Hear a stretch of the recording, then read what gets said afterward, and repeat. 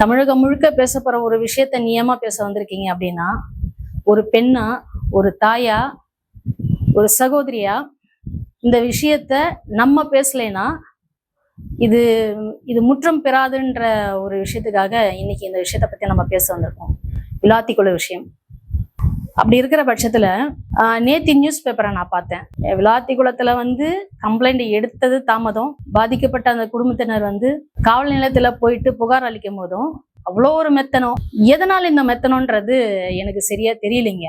அவங்க ஏழைன்றதுனாலயா, இல்ல அவங்க எந்த அதிகாரத்திலையும் இல்லைன்றதுனாலயா, இல்ல அவங்க கேட்கறதுக்கு ஆட்கள் யாரும் இல்லைன்றதுனாலயா, எனக்கு ஒன்றும் புரியலைங்க. இதுல இன்னொரு விஷயம் என்னன்னு கேட்டீங்கன்னா, நேத்து நாளிதழ்ல பார்த்தேன்.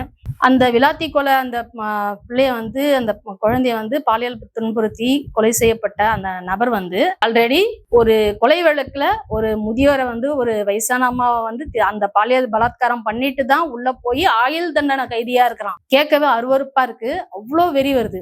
அவனுக்கு ஆயுள் தண்டனை கைதிக்கு எப்படி பெயில் கொடுத்தாங்க? அவன் எப்படி பெயில்ல வெளியே வந்தான்?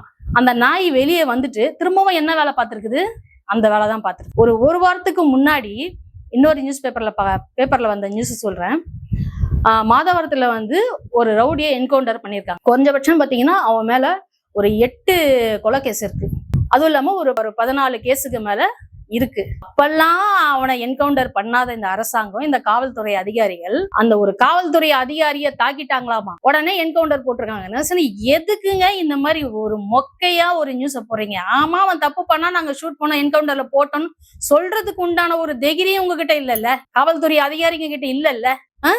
இதனாலதான் நாங்க கொலை செஞ்சோம், எங்களை தாக்கத்துக்கு வந்தா நாங்க அவனை என்கவுண்டர் பண்ணோம். என்ன சார் நியாயம்? அப்ப நான் என்ன கேட்கிறேன், விளாத்திக்குளத்துல அவனுக்கு தீர்ப்பு கொடுத்துருக்கீங்க. ஏற்கனவே ஒரு பாலியல் பலாத்காரம் பண்ணிட்டு உள்ள போயிருக்கிறான். அப்போ அந்த ஜட்ஜோ இல்ல தீர்ப்பு கொடுத்த அந்த ஜட்ஜோ இல்ல அந்த வக்கீலோ அவங்க குடும்பத்துல எதனா ஒரு பிரச்சனைனா உடனே நீங்க நடவடிக்கை எடுத்திருப்பீங்களா?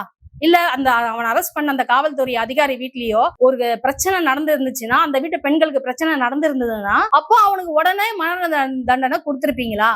அப்போ நீங்க அதுக்கு பண்ணாததுனாலதான் ஒரு சாதாரண ஏழை எளிய மக்கள், ஏதோ ஒரு கிராமத்துல இருக்கிற மக்கள்ன்றதுனாலதான் அவனை நீங்க வெளியே விட்டுருக்கீங்க.